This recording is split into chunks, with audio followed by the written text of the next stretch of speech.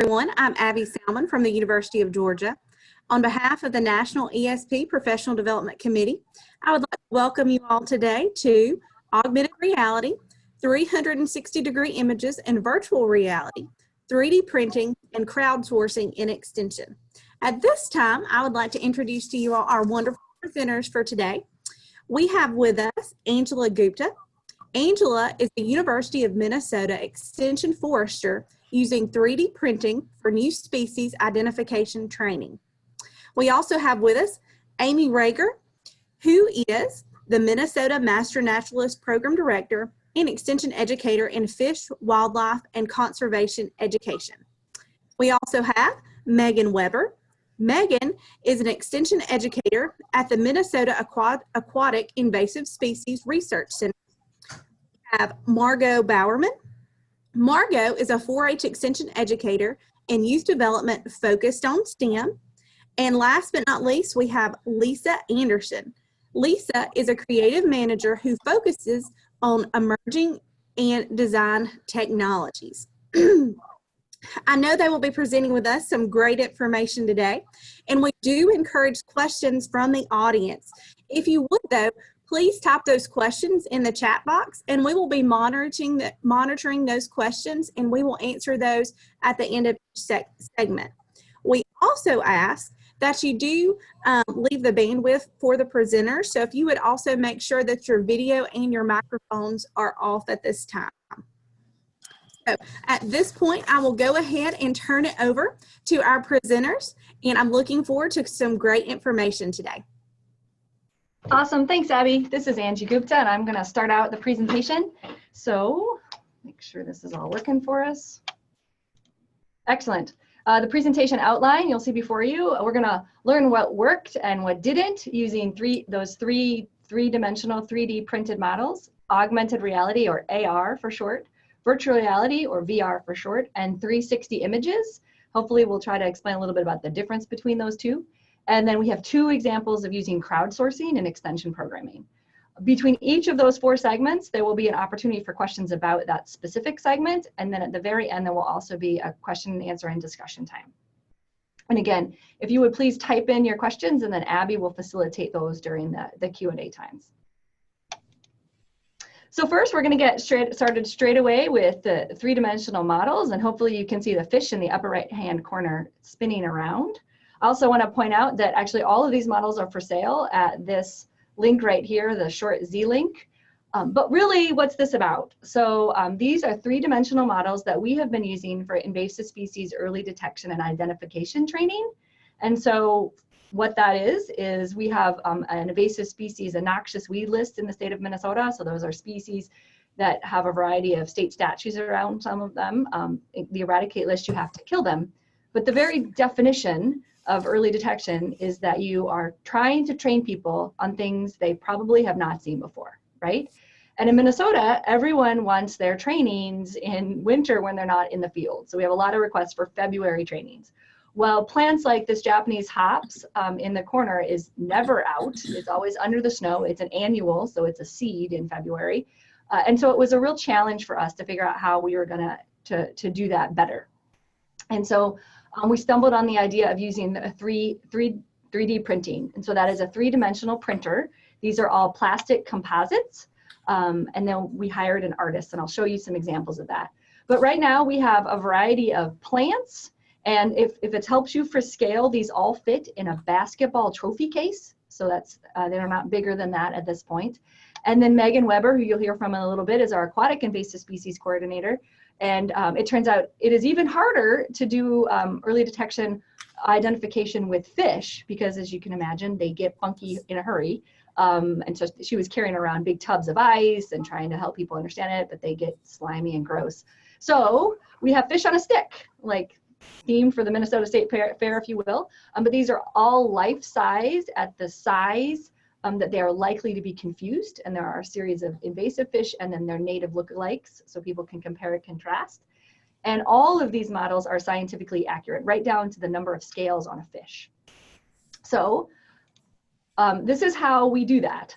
And so this is our first one, this is a Grecian foxglove model. This is the finished project.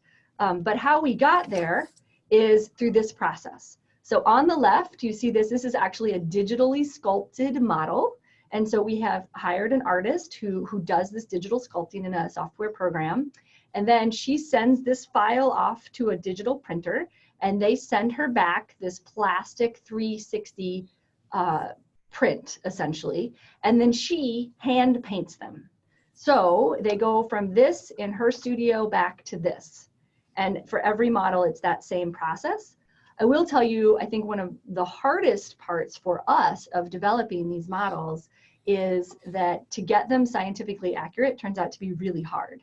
We spend a lot of time going back and forth between content professionals who really know the species and the artists to figure out, what exactly are the flower characteristics for the Grecian foxglove, and how are the female and male flowers different on Japanese hops, and how many scales are on a fish, and how big is the fin compared to the body at a certain life stage.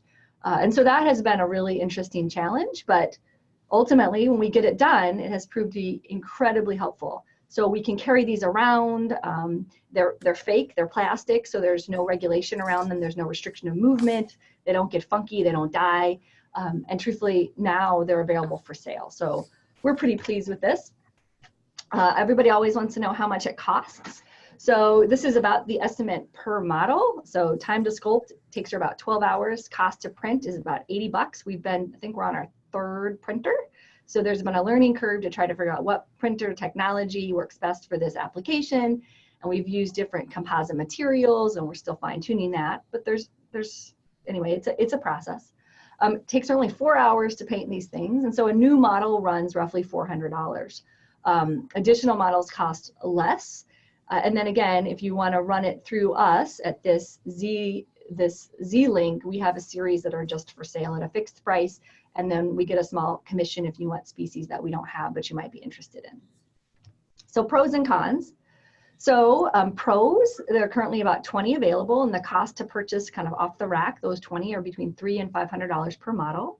Now, I know this sometimes seems cost prohibitive, but if you think about it as something that you can write into a grant, then it feels like pretty reasonable. The time for a new species is relatively quick. I will tell you, when we were first beginning this, we were using silk samples from the flower industry to do some of our early detection ID workshops. And some of them weren't as good as we liked. They weren't as scientifically accurate. So I reached out at one point to Montana State University Weed Lab, and they have a variety of silk invasive species, and said, hey, how much would it cost if I wanted to get a new species developed in silk? And they were really kind, and they said, well, you have to switch over the plant in China, and you have to buy 10,000 copies as a minimum. I said, holy smokes, like that's not what I'm after. So it's interesting, it is a much cheaper and faster process than that comparative process. We, of course, can do custom orders. We found them to be very durable. Very recently, we had one of our new composites has melted, so we're not using that one. And we had some leaf defoliation that was undesirable in one, so again, we refined ours a little better, but they are generally very durable. They are very realistic. We take a lot of pride in their scientific accuracy, and frankly, they're beautiful. A lot of people treat them like pieces of art, which helps with their durability. Cons is they're a little bit expensive, and then custom orders cost a little bit more. So with that, I would be happy to take any questions that have been typed into Abby. Okay. Are these printed in-house or through a third party? Excellent question. These are all printed third party. And so when we were first sort of diving into this, we had no idea what we were looking for. And I don't know about your communities, but like my public library has a 3D printer. My elementary school kid comes home with a 3D printed keychain and is super excited about it. So when we first started noodling around, we reached out to several different departments within the university. It turns out they were in weird places. One of our wood utilization departments had a 3D printer. The people that do brain surgery research had a 3D printer. There were several around campus, but when I went and I talked to them and interviewed them, it turns out I learned there's many, many different types of 3D printers, and the cost variables at the university were quite different. and they were all really very expensive. And then several departments at the university said, you know, in all honesty, your project wouldn't rise to the surface. So think of the brain people. They're like, yeah, we're probably not going to spend our 3D printer time and resources on your invasive plants because we really care about brains. And I said, okay, well, that makes sense. So the artist that we work with, she went external and shopped around. And so now essentially we do all of our contracting through her, and she subcontracts out the actual printing. Okay, thank you, Angela. We've got one more question. What has been your experience with modeling smaller organisms like insects, even if printed much larger scale, that might make handling an ID easier? Yeah, excellent question. So I have not commissioned any of those, but I know that our artist has done a commission for emerald ash borer, for example. And so the way this works, and I have used this process for some other things, is that she draws a model and gets that scientifically accurate, and then she can very easily scale it to any size you want. So for insects, let's say an adult emerald ash borer, for example, it's pretty easy to do that. So once you get the model, you can have it big as a phone so people can look at it, touch it, and feel it and carry it around, or as small as the actual emerald ash borer.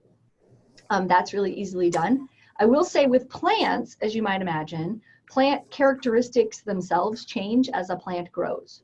So a small rosette, if you just increase the size, isn't the same as that plant would look as a medium-sized plant, right? It will have more leaves, it will have longer twigs, the leaf characteristics might change, yada, yada, yada. So in some ways, I think it works really, really well for insects, for example. And then for plants, though, you have to really think about how the characteristics of the plant changes as it physically becomes larger. Okay, thank you, Angela. We've got time for one more question on this segment. And the question is, do you have any suggestions for newbies wanting to get started with 3D technology?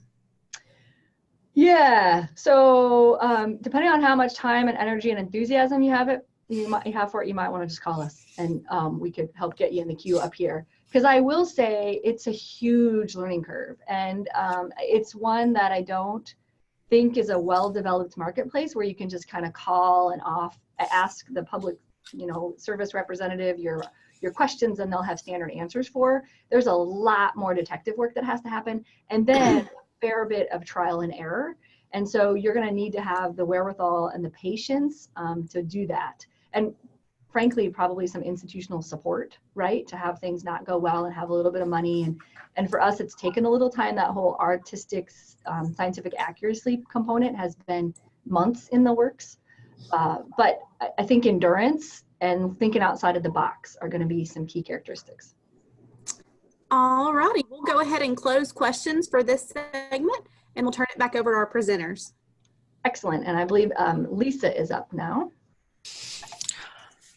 All right, you want to start with the video or should we wait? No, we can start with it, shall we? Should, yes. Oh, except for that didn't work.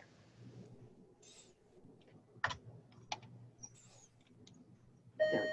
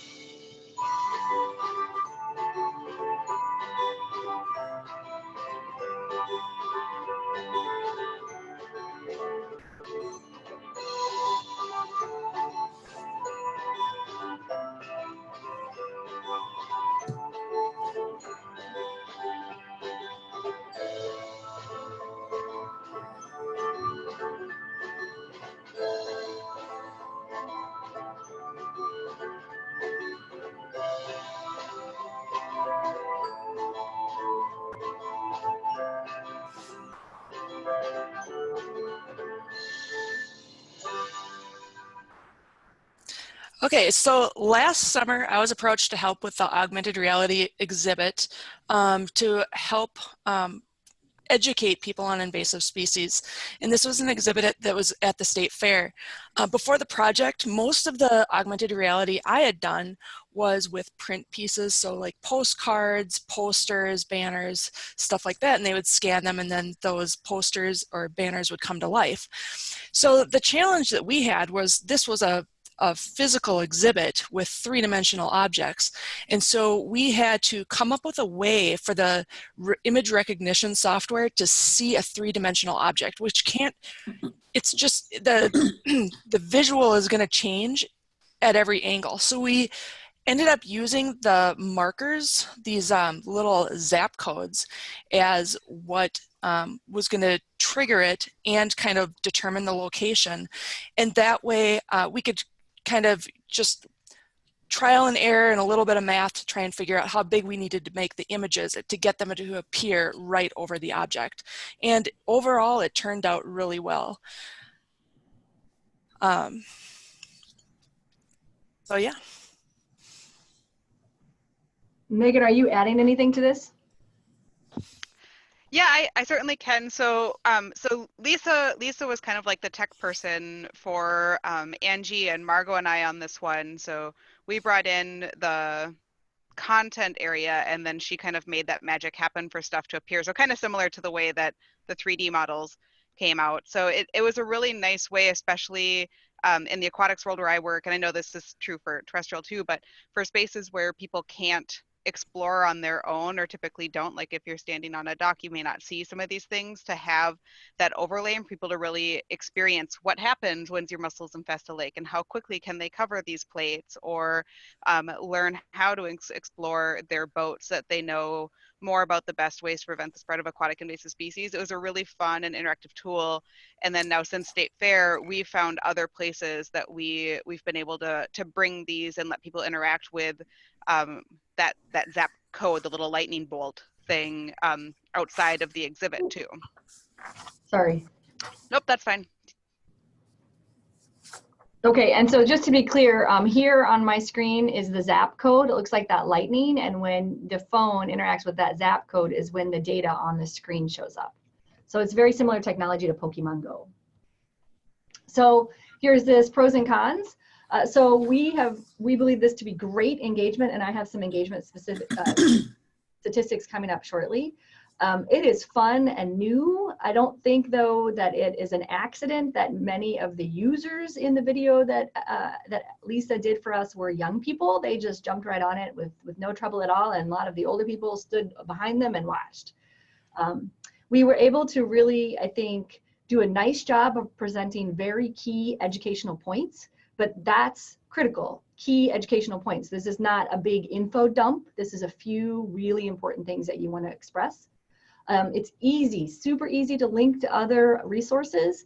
And this has, I think, limitless possibilities and some really interesting overlap with what we'll get to, I think it's next, the virtual reality and 360 images. Cons, you need to have the device. So any smartphone can do this. Sometimes you need an app. So there's, of course, resistance from people wanting to download new apps to their phone. Is there wireless to do that? Do they have smartphones?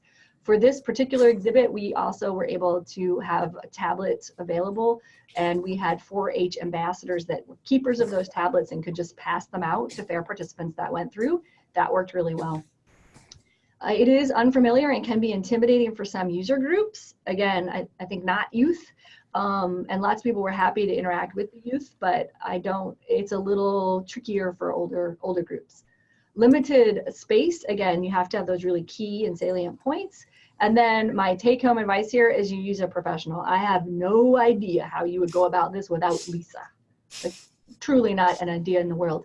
And interestingly, Lisa is housed in our printing services unit. I had no idea we had augmented reality capacity until some of our extension communication and technology staff said, oh, you should talk to Lisa. So I have, in all of this technology process that we're talking about today, really expanded my networks within the university significantly. And that's been really fun and interesting. So I promise you some clicker points. I think I've heard the statistic that we might have the largest state fair in the nation, so we have lots of visitors. We estimate about 320,000 visitors to come through that space during the 12 days of the Minnesota State Fair. Our Zapper app analytics had 3,804 Zap totals. And then you can go in there and look at detail how long they spent on any individual click, and there's more fine-tuned details. But we feel really good about that. First time exhibit at the 4-H building, first time using augmented reality, on that three-dimensional object, right? So it's really great. And then this is my favorite. So Dean Durgan is the Dean of Extension. This is her tweet. And so she's tweeting, and she's tweeting, in the picture is our president of the university, President Kaler, and his wife, and they're touring the 4-H building. And I feel like it is really good for our job security when the Dean of Extension tweets out with the president of the university using your technology. So that felt really good. Great. So with that, I hope we have time for questions, and I will look to Abby to tell us what those are.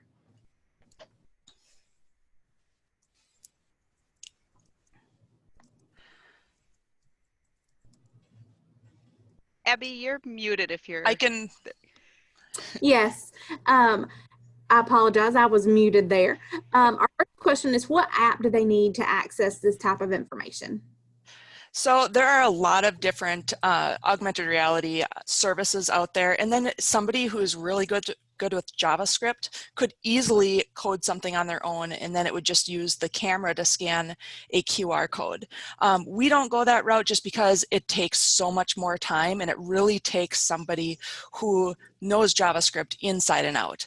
I know enough to play with it. I have actually created some QR code augmented reality, done some tests with it, but overall I think it's more effective and efficient as far as time to use one of the services. We use Zapper because they have a very good educational license available that's only like $300 a year to use it, and that's unlimited, whereas there are some out there that cost, $4,000 per campaign.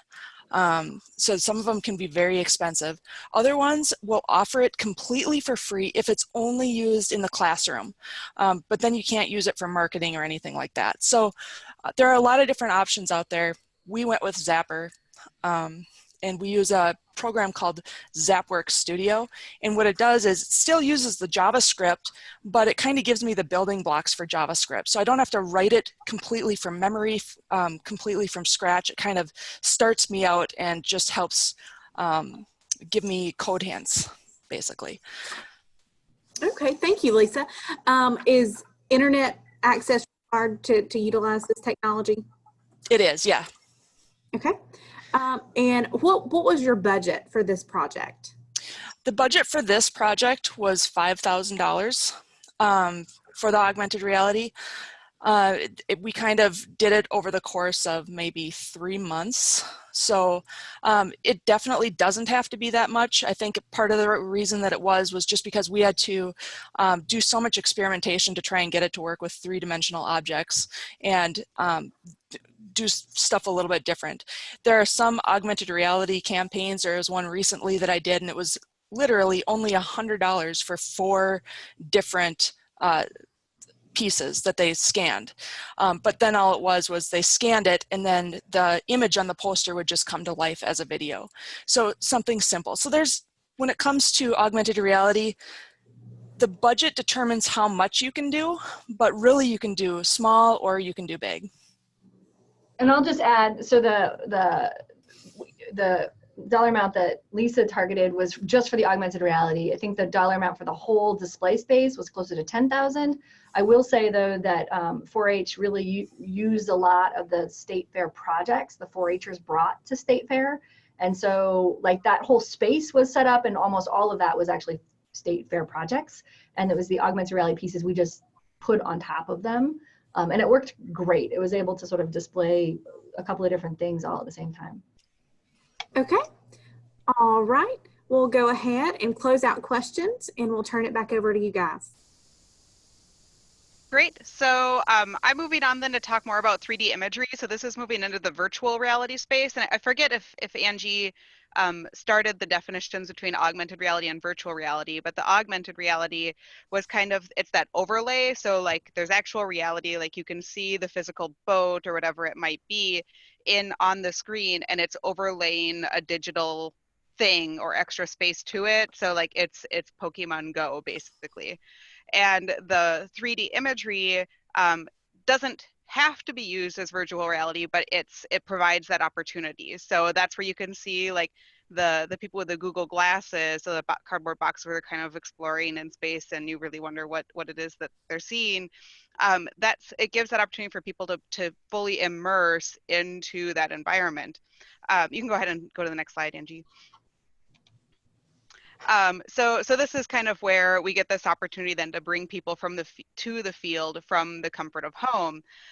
So in the aquatics world, where like not everyone gets a chance to go swimming under the water and see how invasive species might be changing that underwater landscape and underwater forest, it's a way to let them go underwater without having to get wet, or it's a way to explore invaded forest habitats in the middle of the winter when everything is covered in snow, and to really help bring those environments to people so that they can really understand the impacts that are coming. And you can go to the next one.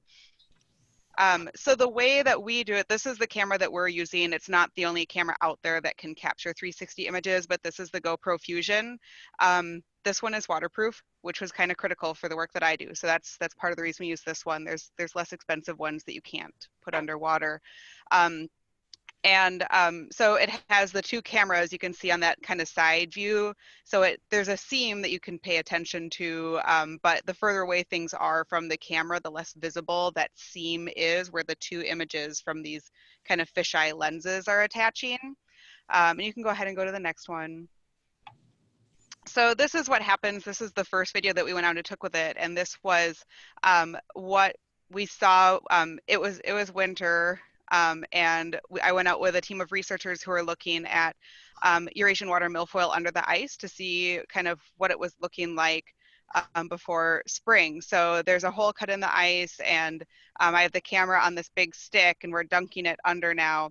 And then you can see, so this is hosted on YouTube, and it's a really great place to host these. So Angie can click around, and right now you're kind of exploring all the different views. I can't see what the camera sees. We're working on that, but it's in the dirt right now. But anyways, as it comes back up, then you get this chance to explore again and see kind of what the camera's seeing. And see that whole habitat. And what we saw under the water was a bunch of really beautiful green Eurasian water milfoil underneath about 18 inches of ice plus snow on top of that. So that's concerning when we're thinking about what that milfoil will do then once spring comes up.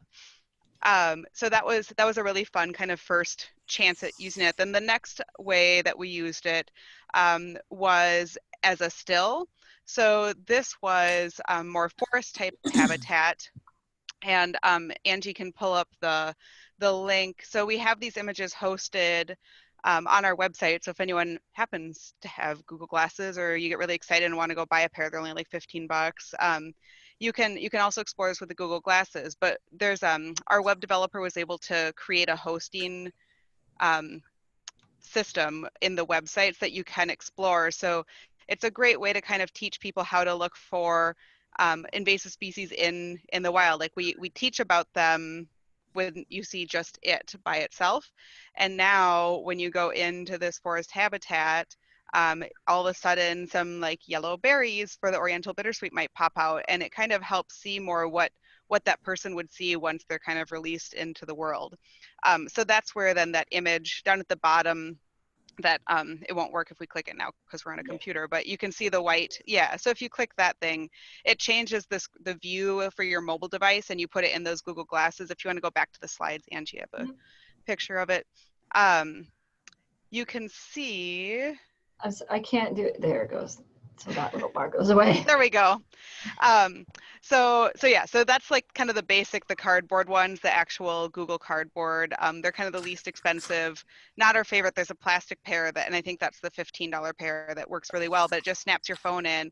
And you can bring these to workshops. They're super affordable to have for people to kind of get that chance to explore, and everyone loves them from 3-year-olds on up. So that's our, I think that's the last slide for the 360. Oh, sorry, I forgot the pros and the cons of it. So like I said, there's both the 360 images that you can kind of view without that virtual reality, and then once you put them into the Google Glasses, there's that virtual reality aspect. So some of the things that we found to be the pros are that it's really, you can get some really great images, and you can do it almost anywhere. Like that GoPro camera that we're using, your phone becomes the remote, so you can set it up on a tripod and walk away so that you're not in the image, and then trigger it to take photo or video. You can get really great images. It's really good for pricing the ID, like I had mentioned. The glasses are inexpensive, so it's a real nice low bar thing to purchase and be able to bring along. People get really excited about it, so it's really fun.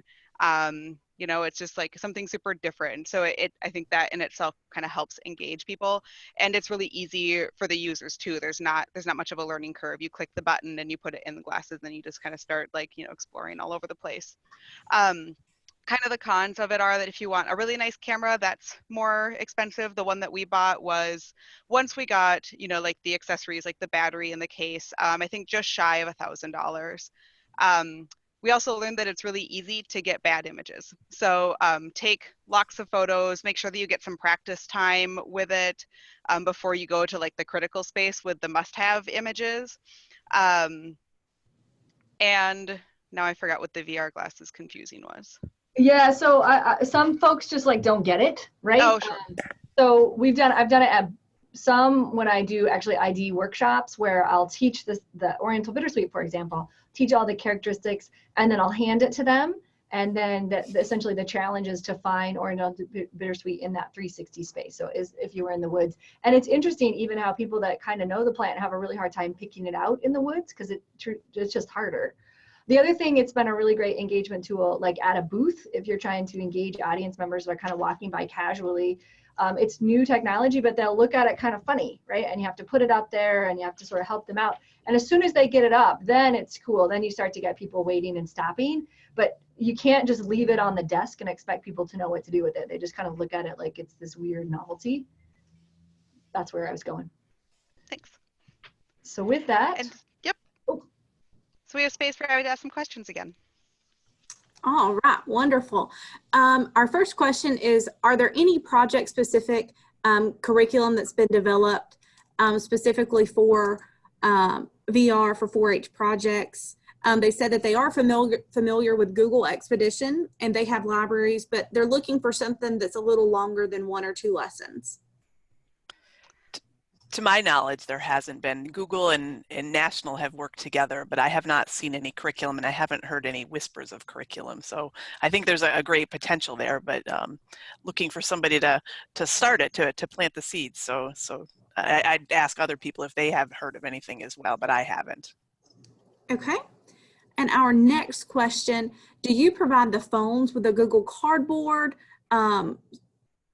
goggles in your workshops, or do you rely on the participants to have their own device to place inside? If so, what device did you purchase for it?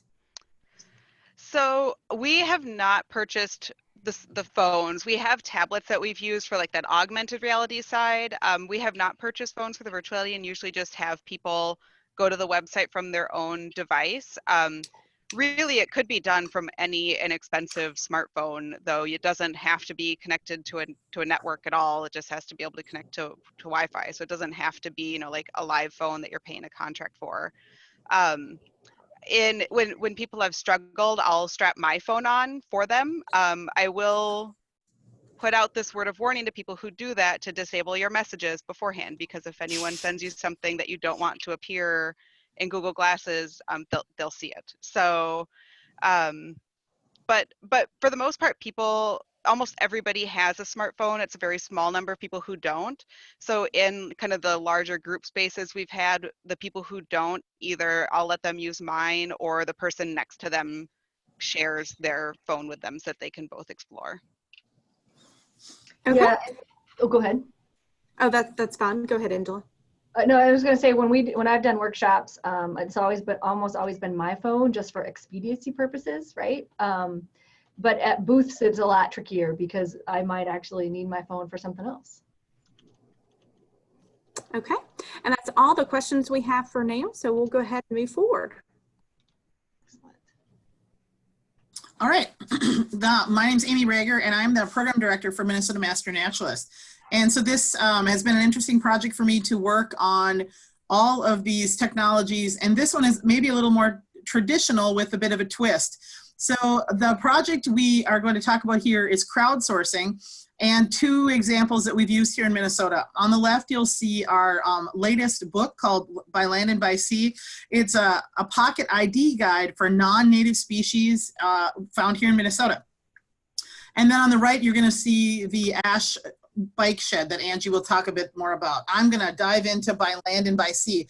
It is available at the Z link below the image of the book. Now, this was an interesting a piece of material that developed. What we found was we had a need for some field guide to be developed to help people identify the invasive species that we're asking them to find here in Minnesota. And there really is no good field guide available. So we decided that we could do that here in Extension. We do that well. And there also is no place where aquatic invasives and terrestrial invasives were coming together. In Minnesota, they're currently very separate programs run in separate entities in different divisions at the university. So this was kind of a first attempt at bringing some of that together that has been quite successful, I think. So we identified the species we wanted to have in the book. And then we thought, well, how are we going to get images of all these? Because there are 86 species covered in the book. That's a lot of images. And I'm sure, as many of you know, there's specific identifying characteristics we want to see. So you just can't go out and take a picture of a pretty tree and then call it good. So what we did was we decided what sort of images we wanted. We then set up a list of what we needed. File size, for example, exactly what we wanted photos of, whether it was the calyx or we needed the face of the insect or the back of the insect. And then we had a special release that volunteers had to sign that allows the University of Minnesota to use those images in a copyrighted publication. So those were kind of the precursors to anything happening. Then we had to decide what sort of technology we were going to use to collect the images. And I have a fair bit of experience with Flickr, and I do like that as a tool. So Angie has now flipped over to our Flickr site. So what we did was we set up a private Flickr feed, which is what she's going to show you now. So you had to join this group, and once you joined the group, you were able to see the images. So you can see, for example, here, they're showing the very specific requests that we had for the plants here. The one she clicked on was giant knotweed. So we're looking for, you know, the very specific things here. And she'll just scroll down so you can see. And aquatic, again, and terrestrial, and both the animals and plants. So this, again, new thought about bringing all these things together. I think generally the public thinks about invasive species quite a bit differently than we do as educators. We think about them in how do they come to us? Are they animals or plants? Are they aquatic, terrestrial? But what we're finding is the general public just thinks of invasive species, and they don't maybe compartmentalize them as much as we do. Okay, so when we did this, we put out a call through the Minnesota Master Naturalist program where I have volunteers who need to do 40 hours of volunteer service every year, and ask them if they would be willing to take and contribute their photos for this project, and they could then count their volunteer service hours. And we had a pretty overwhelming response. I think we had over 50 people respond, and we had about 40 people actually submit images that were then chosen to be in the book because they were high enough quality and showed exactly the feature we needed to identify the plant. There were a few images we had to take ourselves, but I would say overall it was like a huge success and worked quite well. If we had purchased these images, we would have spent about $5,600, and we paid $0 for all of these photos. I have had a little experience with this before. We also did a bird curriculum a few years ago and did the same thing, asking for bird photos. And that was where this idea first came from. It was fairly easy and quite successful. All right, thanks, Amy. I think I'm up. I'm up Yep. next then with the bike shed. So this is a project to build this. And the Minnesota Wood Innovation Team was working on a federal grant, and kind of late in the granting process, we hatched a plan after I attended a conference in Europe to essentially recycle ash wood, potentially killed by emerald ash borer, into a new utilization, a bike shed, so a place you could park your bike and be out of the rain and snow. And then I worked with our local Rochester Community and Technical College horticulture department and said, hey, look, if we put a green roof on it, would you be willing to host this building that we want to test for its wood characteristics, and the whole design and the whole project, pilot, if we put the green roof? And they said yes, but I didn't have any money. And so we had been using the crowdsourcing for the photos, and the university does some crowdsourcing for just fundraising. And I thought, well, maybe this could happen. I don't need a ton of it, but I have to, have materials, literally nails and whatnot. I was able to get an architect to donate his time and skills. And then we actually, the horticulture department and we at University of Minnesota Extension partnered to have volunteers actually build it. So that was really interesting. And I will say, as a little aside, not all of them are here, but the build day had a couple more people, 2 of which were legally blind men, which I gotta tell you, I did not see coming at a build volunteer event. But the crowdsourcing, so it turns out the University of Minnesota has a crowdsourcing platform, and the general recommendation is it is better to crowdsource for a very specific project with very definable deliverables that has a particular target audience that might be willing to literally hand you money to do this thing. And so for me, I was targeting the bike community and essentially the environmental community that might be interested in kind of recycling or upcycling wood. To do that, I will share that I think our actual target was about $2,500. We only managed to fundraise a little over 1,000.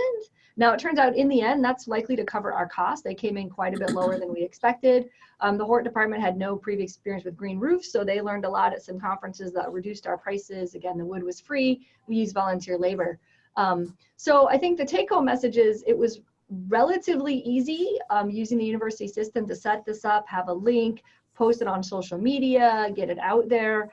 And I was shocked that people would just come on and give me $50 or $100, right? When they heard about it, that is still shocking to me. But ultimately, it was hard to get all the way to the goal, right? I didn't achieve that. I'm done fundraising now. I'm happy with what I got. So that's a thing. And then the other thing, I was really pleased, I donated on behalf of my mother at one point, and I was really pleased at least our university has a lot of automated thank you type things, right? So I go into their fundraiser pool, if you will. And so I got an immediate automated response from the system about my project and how my money was going to be used and really specific details. It was lovely. And my mother got the same one because it was on behalf of her. And she thought it was so lovely. She made sure I saw it because she didn't know I also got one. I mean, it really was lovely. And then since then, I've gotten thank you letters that follow up, a couple other things. So I had no idea about those features that are part of our system, but it was lovely and delightful. So pros and cons. So I think our experiences for this is that it's fairly unrestricted what you can do. So we could solicit any sorts of photos, I'm sure within reason, but there weren't a lot of restrictions around that. The funds that came in were restricted to the project, but completely unrestricted beyond that, right? So I could spend it at the hardware store, or I could buy protective wear. It was very unrestricted. It does require community support, right? So if we thought we had good photographers that would be interested, we turned out we were correct. I was kind of right about the willingness of the bike community and the environmental community in Rochester to support this project, but not as right as I had hoped, frankly. And then I do think it works for these really small and defined projects, something that you can have clear deliverables, clear expectation, clear goals, and clear timelines. It's hard to recruit donors.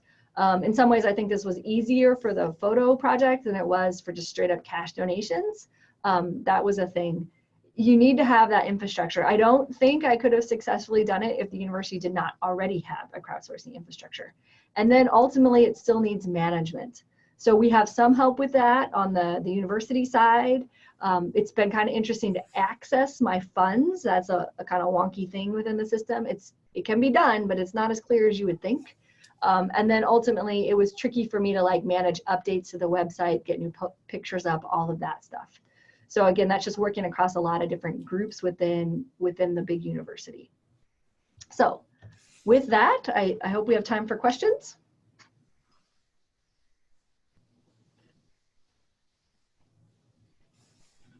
And Abby, you're muted if you're talking.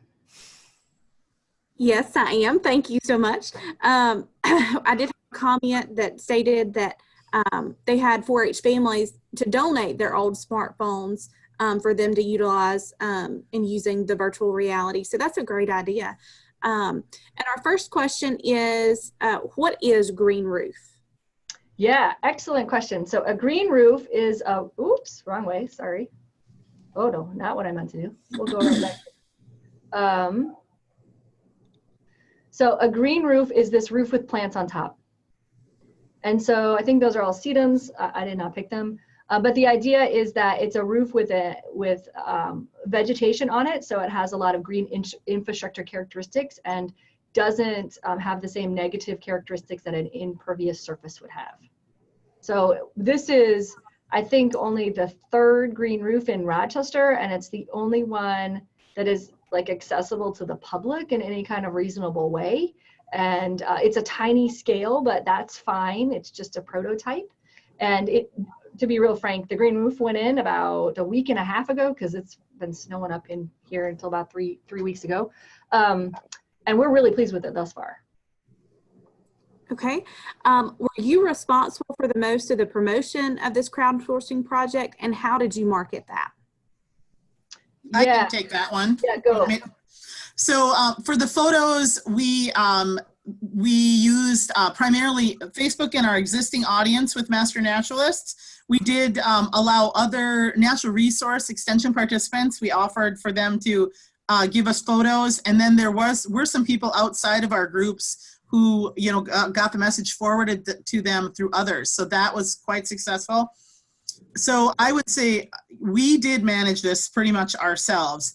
And then again, marketing, Angie had a specific target audience with her bike shed. It was the bike community in Rochester. I will say though, as a colleague, I got the want to give money to my bike shed project. So I mean, they did expand it to people who may be interested. So again, it was managed and marketed by our invasive species team. So I'll say for the bike project specifically, there was a period of time where I had been led to believe that the university development officers were looking for outstate definable projects, and my bike shed was in circulation as a project the university might pull up as an example of community engagement outstate. So I'm in Rochester and the main campus is in St. Paul, and so I'm kind of considered outstate. And so I was really excited. I was like, that'll push me to my goal, no trouble, I think, if the university at a central level pushes it out. And ultimately it did not get chosen for that. And so I was very disappointed. But I do think it could go a number of different ways. Amy is correct. Ultimately, both of our projects, we ended up doing all the marketing. And I'll say when I was walking around town at various engagement opportunities, meetings, committee meetings, whatever, and I would bring up, or the bike shed would come up, it was super nice to be like, and I'm still fundraising, if you'd like, I'll send you the link, right? It was a really kind of an interesting and different way to be able to solicit money. Because typically I feel like it's either you've prepaid with a credit card online, or you're gonna give me cash or a credit card or a check. This was a different way to do that. Okay. How did you find a design for the green roof of that size? And was this a collaborative project with other professionals, university researchers, or someone else? Yeah, excellent question. So lots of questions about the green roof. As I said, we had a local architect who did the architectural designs pro bono for us, and he had some experiences with other sustainable infrastructure. I do think this was his first green roof as well. And so he did that design with consultation and input from the horticulture professor. Again, it was her first green roof. So she was reaching out to her horticulture folks trying to figure out what reasonable specs were, materials, all of that stuff. So I had very little to do with that except for facilitating conversations. So that was really great. I feel like I forgot, oh, who were the other partners? Right, so the Minnesota Wood Innovation Team was a team that was founded and started under a 3-year U.S. Forest Service grant. And that was a statewide team that did include faculty from the university, extension, agency folks like the Minnesota Department of Natural Resources, some timber industry folks. So that was a really diverse group. My part of that was really looking at how we can really ramp up wood markets in the really fast growing area of Southeast Minnesota centered on Rochester, the Mayo Clinic, and a big economic development project called Destination Medical Center. And so I had been doing that work for a long time. And then when this sort of series of synergies happened, I had come back from an IUFRO, International Union of Forest Research Organization conference in Germany. They had these green roofed bike sheds everywhere. I kept thinking, why are there so many garden sheds? There's like more garden sheds than gardens. And I finally got off the public transit and realized they were all bike sheds. They were all full of bikes, and tons of them had green roofs or solar roofs. And I came back and we knew we had a wood industry partner that really wanted to test out this thermally modified ash, but didn't have a good pilot project to really get the word out about that product. And they said they were willing to donate it if I could build the structure. So that's when I reached out to RCTC, and they had been really hoping to use, to try a green roof for years and had never managed to get the funds. And so, so it's considered a pilot. It's up. It's all been very interesting. By and large, we're all very pleased with it. We will look at wood utilization durability over time. And then, of course, the HORT folks will be paying close attention to the viability of the green roof over time. And I have to do some follow-up, finals and get my signs up and all the attributions correct. So that stuff is not yet done, but will be. Okay, and I think we have time for one last question. Did you use a credit page to give the photographers any credit for using their photos? Yep, this is Amy. We sure did. And we didn't make a slide, but I'm going to hold it up for my camera if you can see that. So there is one page in the book with everybody's name listed, and everyone who contributed photos also received a copy of the book. Which is selling for retail about 20 bucks. So that was, we thought, a nice and appropriate gift. Okay, wonderful. Do you guys have any final comments? No? All right. Well, thank you guys so much for your presentation today. At this time, our Executive Director, Greg Price, will be posting the evaluation link in the chat box. So if you wouldn't mind, go on that link and let us know what you thought today. Again, thank you guys so much for your presentation, and we'll talk to you soon.